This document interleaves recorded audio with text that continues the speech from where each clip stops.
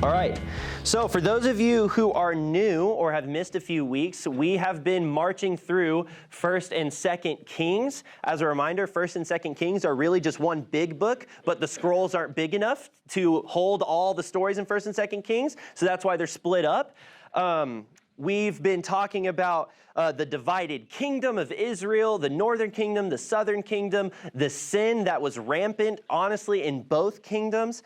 And so this week, I'm going to give you guys a little bit of context before we get into the passage that we're really going to focus on, which is a set of verses in 2 Kings 19. But for some context first, if you turn in your Bibles to 2 Kings, like chapter 13, 14, 15, what you'll see is just king after king rise and fall, and almost all of them are evil. There are some good ones, some okay ones, but none of them do what the Lord wants them to do, which is remove the high places of worship that God has instructed them not to use. Okay? And so we see kings rise and fall. Many of them, it just says that they do what is evil in the sight of the Lord. Chapter 16 talks about King Ahaz, who was so evil, he actually sacrificed his son as a burnt offering, and he worshiped false gods. And then in chapter 17, we have King Hoshea, and he was evil, but it says he wasn't as bad as the other kings, but it didn't matter. The Lord's patience had run out. And so Israel is conquered by the Assyrians because of their idolatry.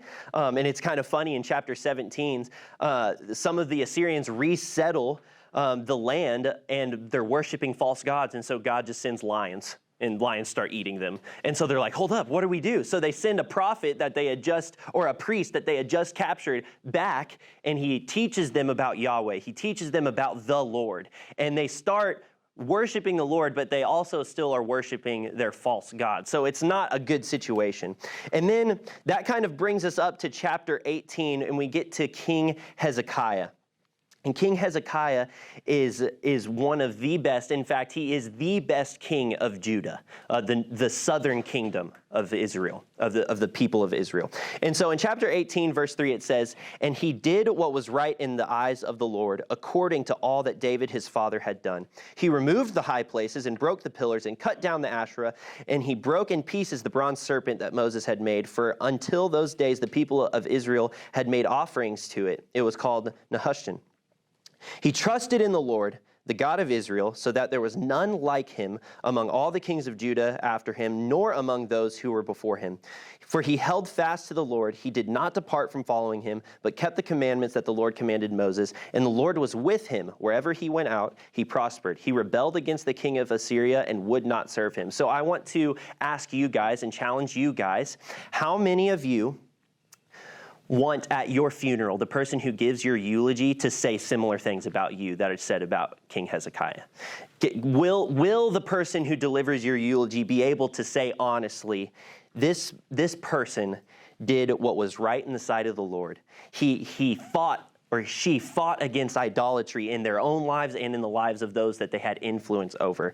They trusted the Lord. They held fast to the Lord, and they did not depart from following him all of their days. All right, that should be our goal. That should be our witness. That should be our life story. That when we pass on into glory to be with Jesus forever, the people behind that we had an influence over should look at us and say, they did what was right in the sight of the Lord, and they followed him all the days of their life. Picking back up in verse 13, it says, "In the 14th year of King Hezekiah, Sennacherib, king of Assyria, came up against all the fortified cities of Judah and took them. And Hezekiah, king of Judah, sent to the king of Assyria at Lachish, saying, I have done wrong, withdraw from me. Whatever you impose on me, I will bear. And the king of Assyria required of Hezekiah, king of Judah, 300 talents of silver, 30 talents of gold. And Hezekiah gave him all the silver that was found in the house of the Lord and in the treasuries of the king's house. At that time, Hezekiah stripped the gold from the doors of the temple of the Lord and from the doorposts that Hezekiah, king of Judah, had overlaid, and gave it to the king of Assyria." So like it said previously, King Hezekiah refused to serve the king of Assyria, but in his refusal to do that, he made some alliances with some other pagan kingdoms, all right, to fight the king of Assyria. And the king of Assyria was not too fond of that decision of Hezekiah. And Hezekiah recognized his mistake and offers this ransom, like, don't attack us. I'll pay you whatever you want. Just hold off. So Hezekiah pays him the ransom that the king of Assyria wants him to pay, and he accepts it, and it prevents an imminent attack, but it doesn't protect them from a future raid, from a future war. Because Assyria is on this quest to conquer all these kingdoms. And so what happens next is the king of Assyria sends his top men. In verse 17, it says, the Tartan, the Rabsaris, the Rabshakeh, with a great army from Lachish to King Hezekiah at Jerusalem, and they went up and came to Jerusalem. So the Tartan is basically the Assyrian word for a field marshal. He's like the second in rank of the army. And then the Rabsaris is the chief eunuch, and then the Rabshakeh is the chief officer. He's like the commander of the army. So they go to King Hezekiah, all right? And then Hezekiah sends his top officers out to them, and they have this discussion. In verse 19, it says, and the Rabshakeh said to them, say to Hezekiah, thus says the great king, the king of Assyria, on what do you rest this trust of yours? Do you think that mere words are a strategy and power for war? In whom do you now trust that you have rebelled against me? Behold, you are trusting now in Egypt, that broken reed of a staff, which will pierce the hand of any man who leans on it, such as Pharaoh, the king of Egypt, to all who trust in him. So what's happening is this commander of the Syrian army, all right, is talking to Hezekiah's chief officers, which they're going to go tell Hezekiah what he says. And he basically gives 6 reasons why they should not try to resist the takeover that the Assyrians are planning. He's like, you don't want to mess with us. And here's why. Number 1, he says, you're trusting in Egypt? And Egypt was an undependable ally, all right? Hezekiah couldn't count on Egypt for help. They'll turn on him, all right? So that's what he says, number 1. In verse 22, it says, but you say to me, we trust in the Lord our God. Is it not he whose high places and altars Hezekiah has removed, saying to Judah and to Jerusalem, you shall worship before this altar in Jerusalem? See, the chief officer of the Assyrian army didn't understand that Hezekiah removing the high places was actually obeying the Lord. And to instruct his people to worship in Jerusalem was honoring the Lord. But so he says, the altars to Yahweh throughout the land have been removed. Why would you trust in your God? Hezekiah's ruined that for you. Hezekiah can't count on the Lord's assistance. In verse 23, it says, come now, make a wager with my master, the king of Assyria. I will give you 2,000 horses if you're able on your part to set riders on them. There's some sarcasm here. He's mocking them. He says, even if I gave you 2,000 horses, 1, you would have no one to ride them, and 2, we would still conquer you. That's how strong we are, all right? Verse 25, it says, moreover, is it without the Lord that I have come up against this place to destroy it? The Lord said to me, go up against this land and destroy it. So apparently, God had actually told the Assyrian king to go destroy this land and to destroy Jerusalem. And now it's possible that that's true. The Lord very well could have told that king to do that. What we have to remember is that, like we've spoken about in weeks prior, the Lord is so dynamic and sovereign over every situation that he uses not only us as his children, as redeemed, but he also uses the pagans and those who don't honor him to accomplish his will. So it's very possible that the Lord actually did tell this Assyrian king, go conquer Jerusalem as judgment. And so the officials in Judah are hearing all these reasons, and they stop him and say, please speak in Aramaic, all right? Aramaic was the language of diplomacy, so they, as the chief officers, would have understood it, but the common people who are around all this happening wouldn't be able to understand it, and they don't want to scare their own people, so they're like, please stop talking to us in Hebrew, talk to us, please, in Aramaic. And the chief officer, the Rabshakeh, denies the request because he wants to instill fear in the Jewish people. And so in verse 28, it says, he stood and called out in a loud voice in the language of Judah. And so now he's not only addressing the chief officers, he's addressing all the people around. And he says, hear the word of the great king, the king of Assyria. Thus says the king, do not let Hezekiah deceive you, for he will not be able to deliver you out of my hand. Do not let Hezekiah make you trust in the Lord by saying, the Lord will surely deliver us, and the city will not be given into the hand of the king of Assyria. Do not listen to Hezekiah, for thus says the king of Assyria, make your peace with me and come out to me. Then each one of you will eat of his own vine, and each one of you of his own fig tree. And each one of you will drink the water of his own cistern until I come and take you away to a land like your own land, a land of grain and wine, a land of bread and vineyards, a land of olive trees and honey, that you may live and not die. So he's telling you, don't trust in Hezekiah. Hezekiah doesn't want what's best for you. In fact, if you just surrender, I'm going to give you paradise. All right? There will be plenty of food. There will be plenty of water. There will be milk and honey. Trust me, this is actually for your benefit. All right? And then he says, and do not listen to Hezekiah when he misleads you by saying, the Lord will deliver us. Has any of the gods of the nations ever delivered his land out of the hand of the king of Assyria? Where are the gods of Hamath and Arpad? Where are the gods of Sepharvaim, Hena, and Eva?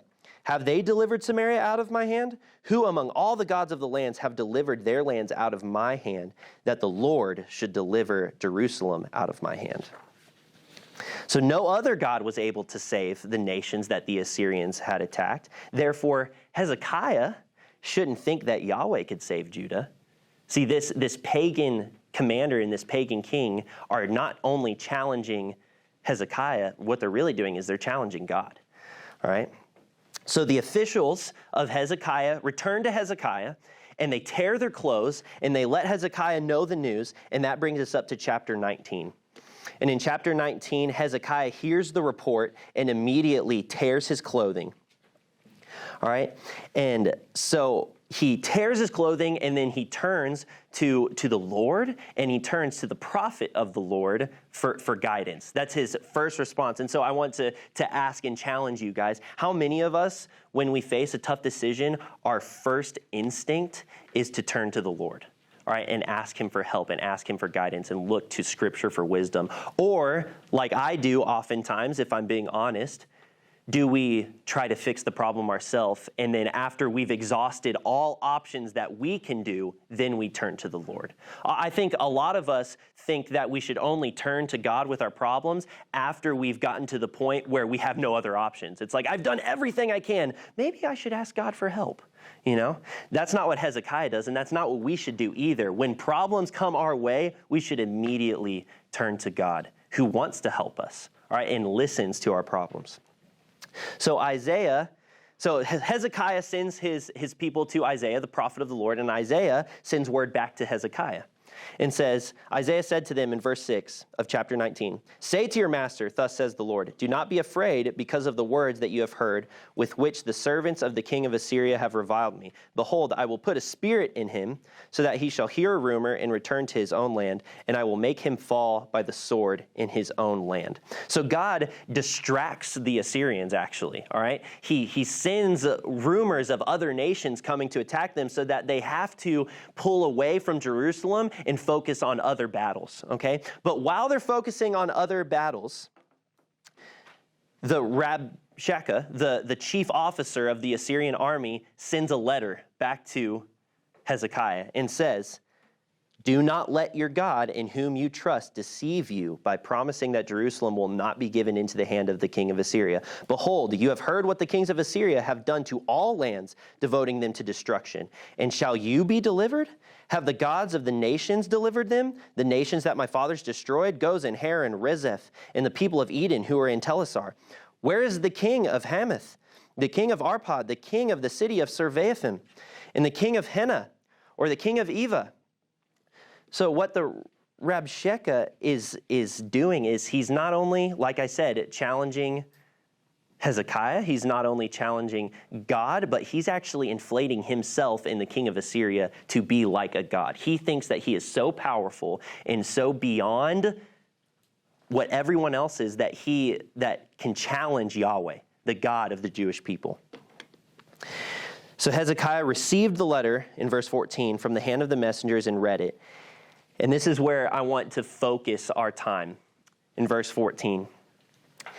Number one, it says, Hezekiah went up to the house of the Lord and spread it before the Lord. And Hezekiah prayed before the Lord and said, O Lord, the God of Israel, enthroned above the cherubim, you are the God, you alone, of all the kingdoms of the earth.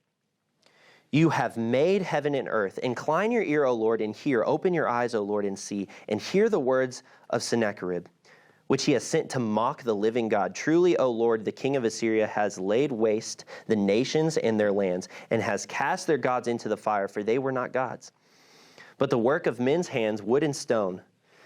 Therefore they were destroyed. So now, O Lord, our God, save us, please, from his hand, that all the kingdoms of the earth may know that you, O Lord, are God alone. So if you're taking notes this morning, I want you to notice a couple things about Hezekiah's prayer. All right. Number one, he presents his problem. All right. In verse 14, it says that he goes into the house of the Lord and spreads this letter out in front of him and presents it to the Lord. He's laying out his issue. All right.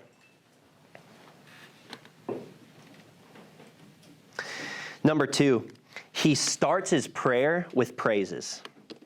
All right, he's worshiping God, and he's recognizing that these gods of these other nations that the king of Assyria is so proud of conquering aren't real gods. They were the work of stone and wood. They were from the hands of people. They weren't real gods, and he's recognizing that Yahweh, his God, is the one true God, the God of and king of all nations. All right? And so Hezekiah isn't saying, please save us, I don't want to die. Please save us because we have so many riches and I don't want to lose our happy lives. If you look, number 3, his request, he has his priorities straight. All right? His priority is God's glory. It says in 19, so now, O Lord our God, save us please from his hand, that all the kingdoms of the earth may know that you, O Lord, are God alone. So I asked you earlier, how many of us naturally turn to the Lord as our first response when troubles come? My second question that I want you to ask yourselves is, how many of us are praying for deliverance for our own sake? Or are we praying for deliverance because we want to see the Lord's name glorified? Isaiah then prophesies the fall of Sennacherib. It says in verse 35, in that night the angel of the Lord went out and struck down 185,000 in the camp of the Assyrians. And when people arose early in the morning, behold, these were all dead bodies. Then Sennacherib, king of Assyria, departed and went home and lived at Nineveh. And as he was worshiping in the house of Nisroch, his god, Adremelech and Sharezer, his son, struck him down with the sword and escaped into the land of Ararat. And Esarhaddon, his son, reigned in his place. It's pretty interesting. Number one, you notice in these verses that God is able to defend himself. He struck down 185,000 Assyrian soldiers in one night. All right? He doesn't really need us at all, but he chooses to use us and chooses to show us his power by using us. The other thing you realize, which is pretty interesting, is Sennacherib, the king who's boasting about how there's no God in the land that can stop me, and he's worshiping his own God, and yet his God can't stop God from doing his work, and he's killed while worshiping his false god. So it's interesting. Sometimes I think it can seem selfish of God, and I even hesitate to say those words because that's scary to say, but it can seem selfish of God when his priority is his own glory. All right, his number one priority is his own glory. But you have to remember that when God is seeking his own glory, he's preserving for us the only thing that is able to satisfy us. I love this quote from John Piper. It says that God is the only being in all the universe for whom seeking his own praise is the ultimate loving act. For him, self-exaltation is the highest virtue. When he does all things for the praise of his glory, he preserves for us and offers to us the only thing in all the world which can satisfy our longings. God is for us. And the foundation of this love is that God has been, is now, and always will be for himself. So when you pray for God's name to be glorified, when that's your priority, when God is seeking his own praise, he is giving to us the only thing that can satisfy us, because we were designed and created to find our satisfaction and fulfillment in God alone. Okay. If you look at verse 20, we can learn some more things, or chapter 20, we can learn some more things from Hezekiah. He again turns to the Lord with an earnest plea because he's dying. God saves his life. So if we can learn anything from Hezekiah this morning, is that our first response and our first action is we should be relying on the Lord for everything, all right? He's not a backup plan. He's our plan A, okay? And in fact, there is no plan B. He is plan A, all right? All right? What gets Hezekiah in trouble is when, if you recall in chapter 18, he teams up with other nations. He doesn't rely on the Lord. He tries to rely on the Egyptians, all right? And so I want to warn you guys, we get ourselves in trouble when we look to things of this world to deliver us from our problems. Now, don't hear me and mistake what I'm saying. The Lord can use gifts and people and resources to help get you out of situations. But don't be naive to think that the financial blessings you have come from the financial blessings. All right, the financial blessings you have come from the Lord. All right, the people God puts in your life to guide you in the correct direction come from the Lord. Everything that you have that is good in this world comes from the Lord. Okay, he's our plan A when troubles arise, all right, and should be relied on every day for everything. The thing that delivered Hezekiah was his wholehearted dependence on God to save him. So my closing challenge to you, if you heard nothing else today, is this: come to God with everything. He already knows what you need. Okay, present your problems to him, and remember that he is absolutely, infinitely capable of delivering you from your hardship. And so, whenever God responds, whatever the response may be, whether he delivers you or allows you to go through suffering, remember that all things work together for good for those who love God and are called according to his purpose. And what that means is all things work together for his glory. And if you believe that you are created and designed by our Creator to find your fulfillment in God alone through Christ, then you will recognize that even when you suffer, when it's for God's glory, it's actually for your benefit, because that's the only thing that can satisfy you.